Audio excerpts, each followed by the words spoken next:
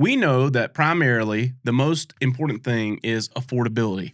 We try to address that with our SFH line of products, right? It's not built as a Barndo, but it is still built superior to what a lot of stick-built homes are like, and it still gives you the ability to get a really nice home. And now you can go on our Facebook and in our galleries on our website and see finished SFH, and you're like, wow, that looks like a Barndo. We didn't cut a lot of corners. We cut some of the things to address affordability, and we're still trying to pioneer that. We know this. We know for a fact that we're at the all-time low of people in their 30s that are married and own homes, and it's crazy. And the whole government, everyone's trying to figure this out, and it's trying to address affordability. It's trying to address what's available. Over the summer, for the first time ever, there was about 500,000 homes surplus to what was available buyers. And it wasn't that there's that lack of people. We're millions of units behind of what's needed. The gap right now is affordability. We can't do anything about interest rates. We can't do anything about those things, but we're always looking for ways to improve and figure it out and figure out what is the next piece to make things more affordable. Where are the opportunities to do that for people?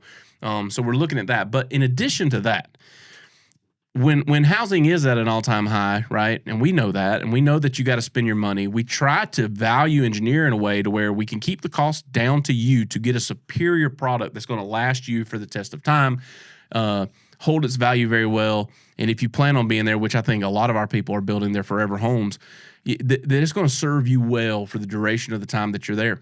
I think the biggest thing moving into 2026 is use. Even though affordability is definitely the number one thing, people today are so cost driven that the use has to outweigh the pretty. And so, let give you an example. Like I just built one in Arkansas where I built the house like on stilts basically, but I built it with a garage underneath it, and then there's 2,400 square feet up top. That house can be built cheaper than a 2,400 square foot on the ground and a separate garage. And the same situation with, we had a client a while back where they're wanting to put solar panels on a house. And I've always been absolutely against solar panels when they're attached to the surface.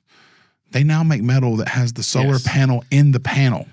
Well, that's what the second biggest thing behind affordability and longevity is energy efficiency, because the cost of energy is at an all-time high, and there is a huge push to move to green energy. I think that some of that was, abruptly decided, and there was a lot of corruption and things to where we built a lot of things that aren't there. But harnessing the power of the sun is probably the greatest energy resource on the face of the planet, and the technology has improved so much that I do believe in the next 10 years, you're going to see a massive push to generating battery capacity. Like battery-driven electric sources are going to be huge, and you can do it on a big scale with solar, because then you have a way to re-energize the battery. And so as we look at some of those things, and we see the technology improving, yes, they make a metal panel with a fully integrated solar there, and we know the guys that do it. And I like, it's one of those things where we don't want to roll that out as this is what we include, because it is expensive.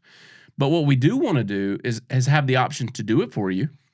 But even outside of that, maybe you buy your home, and then in the next 3 to 5 years, there's a huge push for solar, and there's a massive benefit for you to have that capacity at your home.